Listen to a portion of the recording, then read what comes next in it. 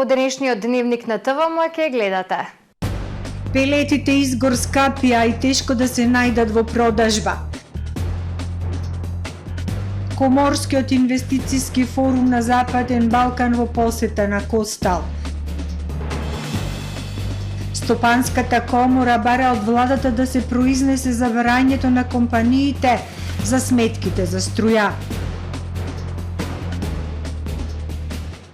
Две охриѓанки по 10 години започната постапка пред македонските судови добија пресуда од Судот за човекови права во Страсбург дека не добиле фер и правично судење од македонските судови. Повторно протече руски газ низ Северен ток. Со содржините во дневникот започнуваме по временската прогноза. Останете со нас.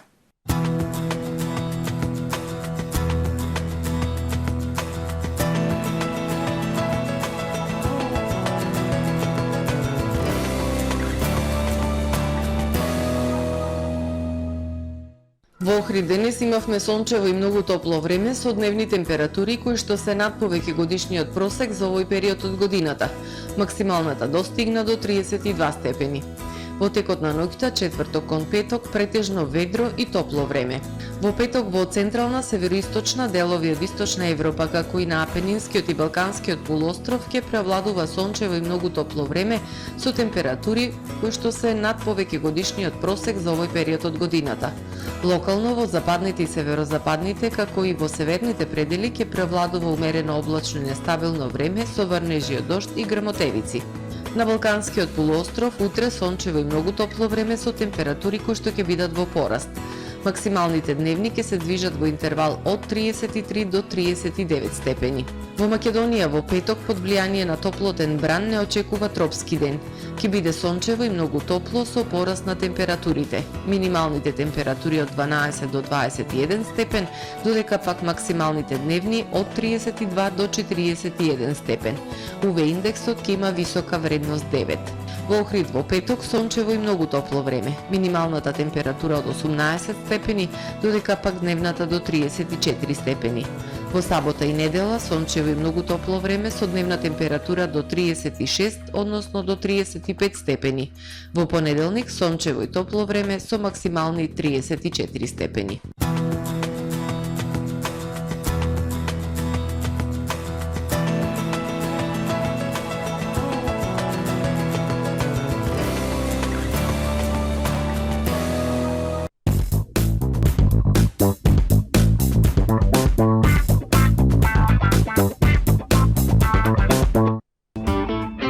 Дисконт Златна капка. Прв избор за сите ваши прослави и семејни веселби.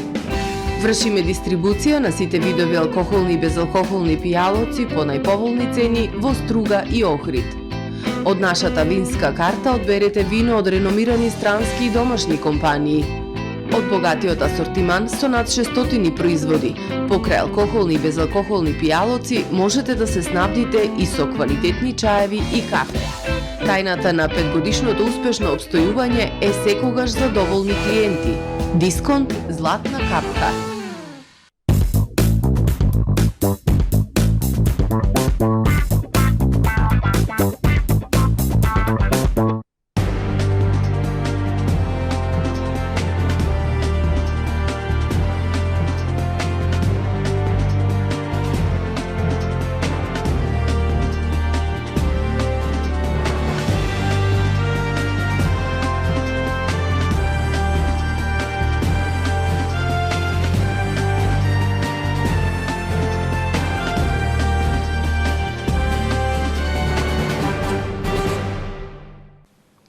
Добар ден, прво издание на дневникот на ТВМ.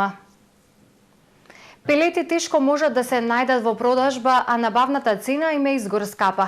Не може да се увезат пелети затоа што земјите го ограничија или забранија нивниот извоз.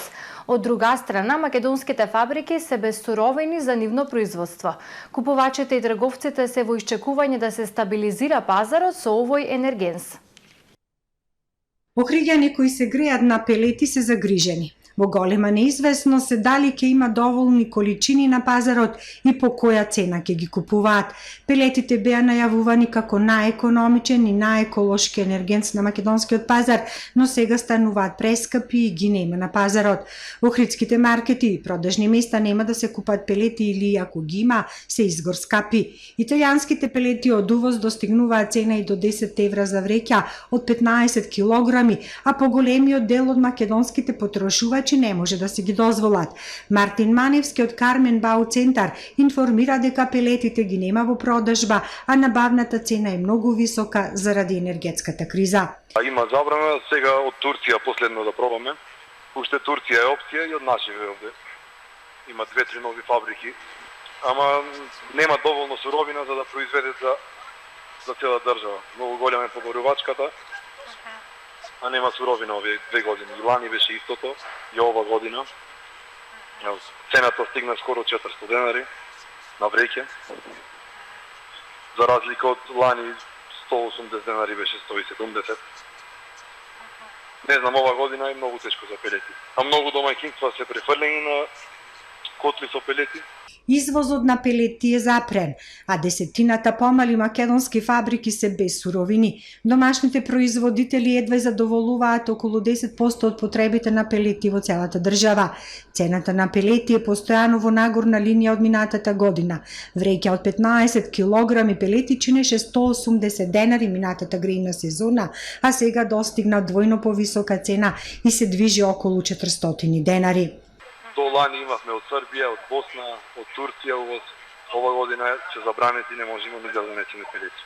Турција, ама и таму е тешко, пошто од Турција сега скоро цела Европа се снадбет.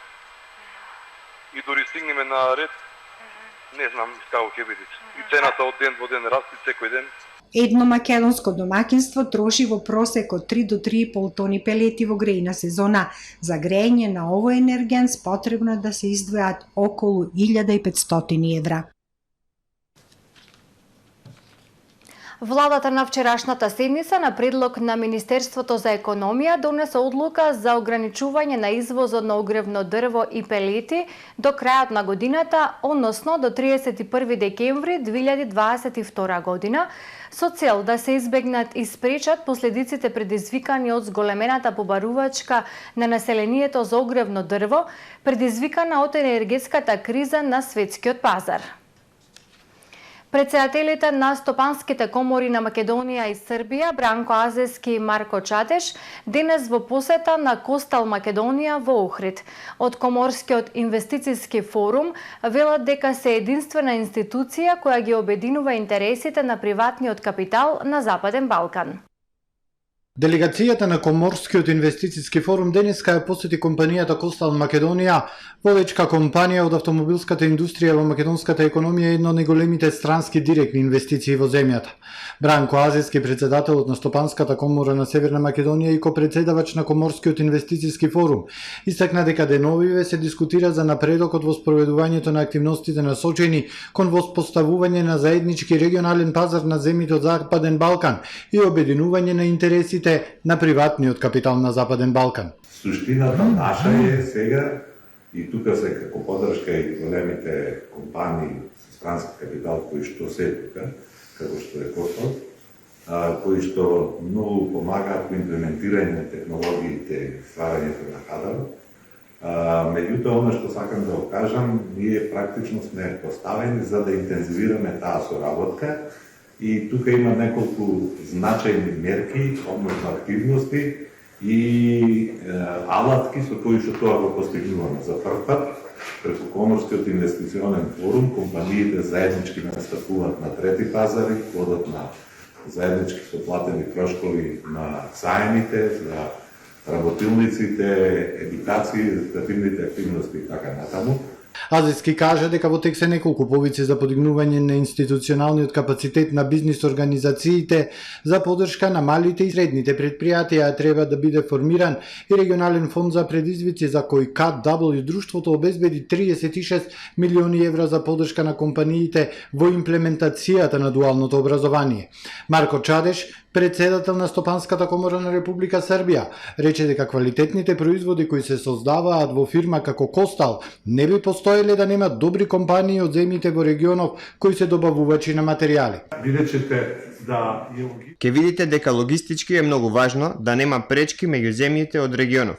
За компаниите како оваа да може многу повеќе да работат, многу повеќе да произведуваат, да вработуваат многу повеќе луѓе, и тоа е тоа што ја прави економската соработка. Виктор Мизо, генералниот менаџер на Костал Македонија, кажа дека располагаат со тим за соработка со локални добавувачи и подобрување на нивните знаења, можности и квалификации. Соработката со добавувачите се проширува во периодов и со Србија и со Босна, кажа Виктор Мизо. Планираме да го зголемиме тој обем на соработка и со компании од другите региони од Западен Балкан, а веќе соработуваме и со компании од Словенија, и од Хрватска, и од Бугарија.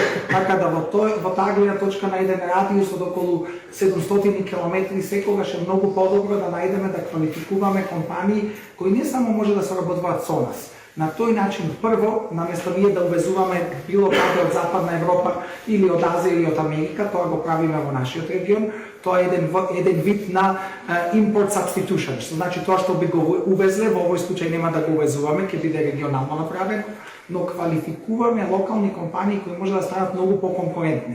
Инаку во овие 2 дена во Охрид, Коморскиот инвестициски форум покрај своите работни состаноци ќе дискутира и за напредокот во спроведувањето на активностите насочени кон воспоставување на заедничкиот регионален пазар на Западен Балкан, а ќе реализира и повеќе работни средби.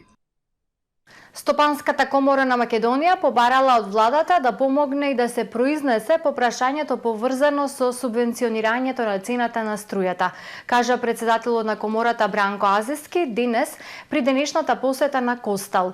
Додате дека за тоа ќе стане збор вечерва на закажаната средба со премиерот, а во текот на вчерашниот ден била формирана и меѓуресорска комисија која во наредните 10 дена треба да подготви база на предлози од Стопанската комора за помош на компаниите. Азески посочи дека компаративните искуства од земјите од регионот зборуваат дека компаниите секаде се во поповолна позиција зашто имаат субвенционирана струја. Можам да потврдам дека во комората во овој момент како најголема бизнис асоциација 1000% се третира само едно прашање, тоа е прашањето на цената на струјата. Ако владата не интервенира и не помогне во оваа ситуација, ние немаме друго решение освен да затвараме. Две охриѓанки по 10 години од започнување постапка пред македонските судови добија пресуда од Судот за човекови права во Страсбур дека од домашниот правосуден систем не добиле фер и правично судење. Првостепената пресуда, која Основниот суд Струга ја донел во корист на тужителките неколку пати, била укинувана и преиначувана од апелацијата во Битола. Европскиот суд утврдил дека со последната пресуда на битолска апелација е повредено нивното право и сега ќе има повторување на постапката, при што државата има задолжение да го имплементира ставот на судот во Страсбур. Граѓаните да се охрабрат да се борат за правото на фер и правично судење пред домашните судови во остварување на своите права утврдени со закон. Оваа порака ја упатија денес Сонја Талевска и Татјана Трпческа од Охрид, кои по 10 години судски постапки добија пресуда од Судот за човекови права во Страсбур дека немале фер и правично судење во македонскиот правосуден систем. Талевска и Трпческа пред Европскиот суд за човекови права ја тужеле Македонија во врска со судска постапка која ја повеле пред домашните судови уште во 2012 година, кога председателот на Основниот суд во Охрид, каде се вработиле по објавен конкурс, ги одјавил од Агенцијата за вработување и фондовите за пензиско и здравствено осигурување без да бидат известени или да добијат отказ. Во текот на судењето, спорно било дали председателот на судот кој на должност веде стапил 2 дена пред да ги потпише решенијата за вработување, во моментот кога ги потпишал, имал или немал овластување за тоа. Тужителките прибавиле известување од Судскиот совет на Македонија, според кое председателот на судот имал овластување да потпишува од моментот на избор. Врз основ на тоа, Основниот суд Струга пресудил во корист на тужителките, но таа пресуда понатаму била обжалена и на 2 пати била укинувана и преиначувана од Апелациониот суд во Битола, праќана на ревизија во Врховниот суд, при што клучен момент е последната пресуда на битолска апелација. Главната повреда и причината поради која што сме денес, од страна на Европскиот суд за човекови права беше утврдено дека во последната пресуда што е донел апелациониот суд Битола, својата пресуда ја заснувал врз основа на некој известување, друго известување од судски совет. Значи, 3 месеци подоцна од нашето известување со тежина на информација од јавен карактер, било назначено дека председателот можел да подпишува решенија откако ќе биде упишан во Централниот регистар. Европскиот суд зазел став дека тоа второ известување од судскиот совет било наменски за постапката за да се влијае на пресудата на апелација. Спорно е и тоа што во фаза на жалба не е дозволено изведување никакви нови докази. И тука е кардиналната грешка на апелациониот суд Битола. А до нигде може да се земи како вина и на Врховниот суд затоа што ја премолчил повредата Врховниот суд и исто така Европскиот суд за човекови права тоа го има и потенцирано во пресудата, вели во една реченица, но Врховниот суд ги премолчил ревизиските наводи на тужителките. Тимот кој работел на предметот адвокатот Ристо Новаковски, тужителот Сонја Талевска и адвокатите Викторија Спасовска Симоновска и Александра Костеска Марковски велат дека пресудата во случајот е важна затоа што од просечно по 60.000 предмети кои пристигнуваат годишно до судот, само 4% се разгледуваат, а само 2% добиваат пресуда. Да се бара правдата пред судот во Страсбур е право кое се повеќе граѓани се решаваат да го искористат, затоа што имаат чувство дека тој суд е последната инстанца каде можат да се обратат кога нема да добијат правда дома, вели адвокатот Ристо Новаковски. Правдата е чудна работа и секогаш е тешка. Ние сите ги користиме нашите инстанции, ама како што сме сведоци, посебно ние во секојдневните борби пред судовите, дека баш во последно време, во последниот подолг период, граѓаните не се задоволни од начинот на кој се дели правдата. Ево сега ги почнеме преговорите, така за апликација. Се надевам дека со почетокот на преговорите голем дел од тие проблеми кои досега се заташкуваа или никој не одговараше за нив, ќе морат сите институции да ги поодговорно да се однесуваат за апликациите во Страсбур за повреда на конвенцијата од тие неколку члена да се намалуваат. Пресудата во корис на Талевска и Трпчевска покрај символична сума од по 1500 евра и морална сатисфакција значи повторување на постапката при што државата сега има задолжение да го имплементира ставот на Европскиот суд за човекови права со цел целосно да се репарираат тужителите. Поставени 2 специјални конструкции за собирање пластични капачиња во Охрид како дел од хуманитарно-еколошкиот проект "Секое капаче е вредно". Платформата Активирај се навреме, со поддршка на Општина Охрид, започна со реализација на хуманитарно-еколошкиот проект "Секој капаче е вредно", преку кој се поставени 2 специјални конструкции за собирање пластични капачиња во Охрид. Конструкциите се поставени на плоштадот кај музичкото училиште и на градскиот плоштад во Охрид на почетокот на чаршијата. Главна цел на проектот е поттикнување на граѓаните да собираат што е можно повеќе пластични капачиња. Собраните капачиња ќе бидат преземени за рециклирање, преку што директно ќе се помогне во делот на зачувување на животната средина. Проектот има хуманитарен карактер, а средствата кои ќе бидат собрани од откупот на рециклираните капачиња во Охрид ќе се донираат за опремување на новиот дневен центар за децата со церебрална парализа, чие отворање е поддржано од Општина Охрид. Како дел од проектот, специјални конструкции за собирање на капачиња се поставени и во Скопје, Тетово и Битола. Општина Охрид упатува апел до мештаните и туристите во село Љубаништа да водат поголема грижа за јавната чистота и повеќе да не го фрлаат комуналниот отпад на јавни површини и со тоа да прават диви мини депонии. Отпадот да го фрлаат во контейнерите кои уредно се поставени на површина предвидена за таа намена, а чиј број периодов е зголемен од 2 на 5.